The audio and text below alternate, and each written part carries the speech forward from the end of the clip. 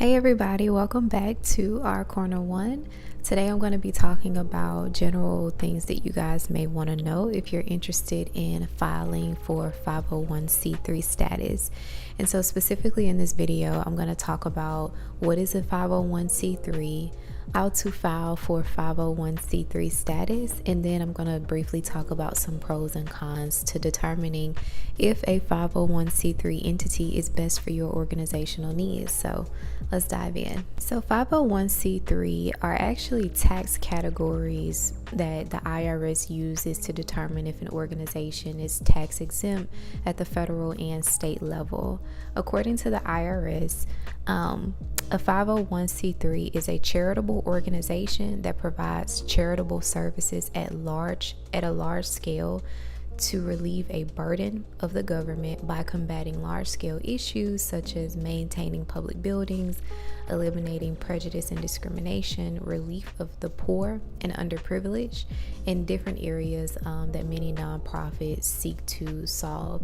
Entity types can include religious affiliated organizations, educational organizations, literary organizations that focus on science and research, organizations that prevents different forms of cruelty and abuse, and then organizations that foster national or amateur sports competitions.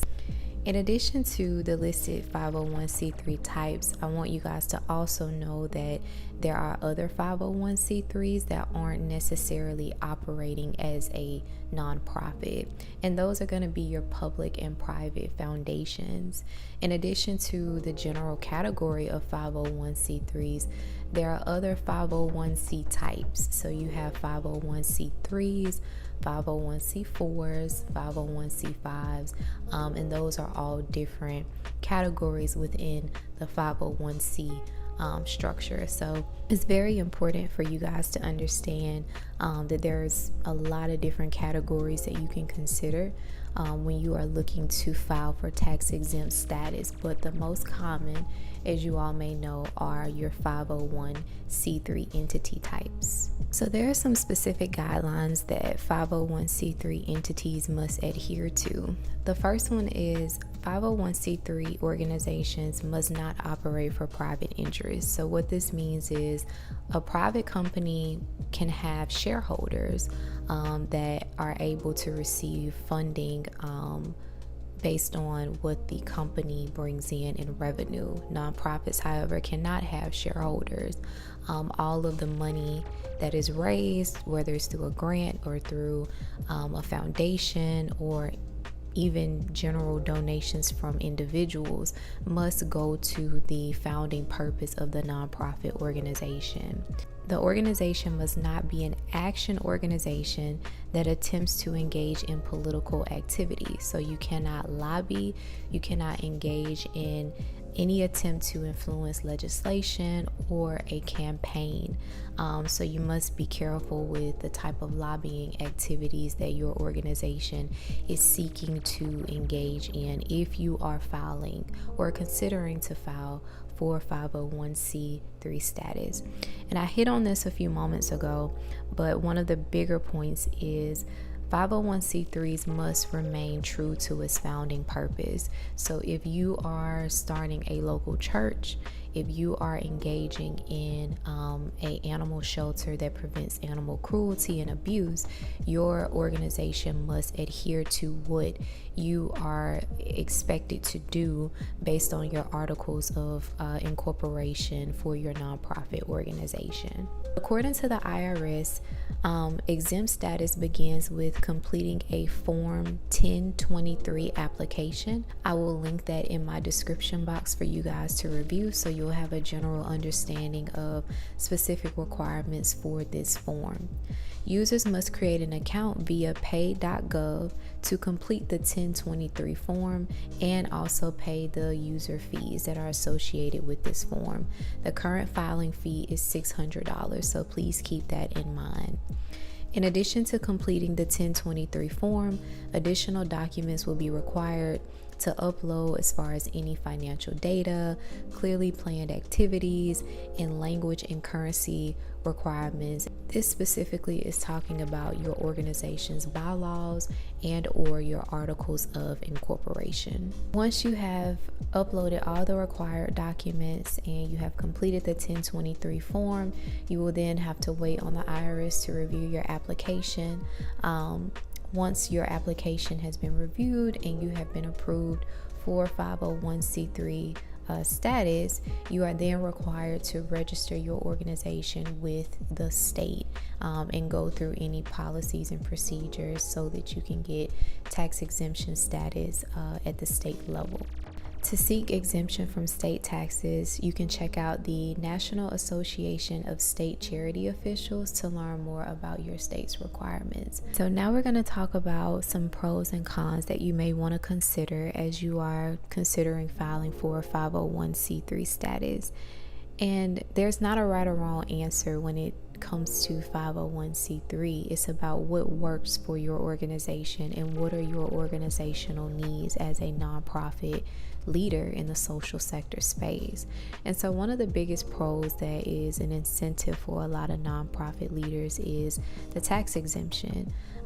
As you all know, 501c3s are tax exempt at the federal and state level. The only thing that they have to pay for at the state level are employee payroll taxes. And so that is a great benefit for nonprofit leaders because most nonprofits operate on donations from individuals, from foundations, and from different organizations within the private sector. And so that is something that you can consider as you are determining your organization's needs. In addition to having tax exemption status, a lot of the funding that nonprofits receive, if you have a great fundraising base, a great donor engagement, your money can go to the needs of operating your nonprofit. And those that donate to your nonprofit are also able to get tax exemption from the donations that they've given. They can write those donations off on their personal tax statement. So that is also a great way to draw people in to donate to your cause. However, with any business structure, there is a few cons that, it may not be a con to you, but in the research I found that it is a con for some people. Nonprofits are public, and so all of your operations are out for the world to see, so that you can ensure that you're being transparent and operating and using the public dollars that people have been donating to your organization. In addition to that, most nonprofit leaders would say there is a level of autonomy that they have in running the nonprofit, but typically they have to go through their board of directors. And so every nonprofit must have a board of directors that holds the nonprofit executive director or nonprofit director accountable to ensuring that the organization is headed in the right direction. And so that can cause some friction sometimes if you don't have an active board, or if your board is never really on the same page about how certain decisions should be made. And so those are things that you should prepare yourself for as you are building your nonprofit organization. And the final thing that sometimes is considered a con for nonprofit leaders is the funding itself. While there are a lot of ways to bring in donations, you want to consider how you guys are engaging with fundraising, how you are engaging with your donors. And there are some nonprofits that get a lot of funding, and there are some that don't. And so as you are building your nonprofit and thinking about ways that you want to bring in revenue, I highly encourage you guys to have a diversified portfolio of revenue options and not focusing solely on individual donations or grants only or foundations only. Make sure that you're mixing ways to bring in revenue so that your nonprofit isn't struggling financially. So those are some things that you guys can consider as you are building out your business plan, and now you are probably in the phase of wanting to actually apply for 501c3 status if you came across this video. I hope this information was helpful for you guys. Please check out my description box for additional resources that I've linked. I know that the IRS website can be very difficult to understand as far as the language and stuff. So until next time, try to make the world a better place today.